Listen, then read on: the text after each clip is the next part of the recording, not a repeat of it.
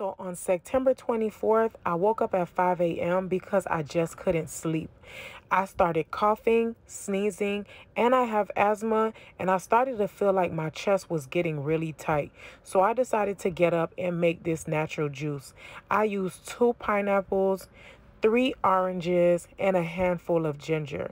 Now, I've been making this juice since the beginning of the pandemic, and I actually found out about it through a follower on Instagram. The first time I made it for my mom, and I added 2 lemons and 2 limes to the recipe because she had a fever of 104.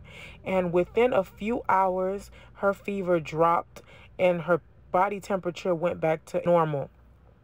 And anytime anybody in my house is sick, I do not use over-the-counter medication. I make this juice. Now, you cannot just drink it one time and think it's going to work. You should drink at least 8 to 16 ounces every 4 hours until you feel better. All the ingredients that I use for this juice can be found at your local Walmart. I got the juicer from Walmart 2.5 years ago during a Black Friday sale.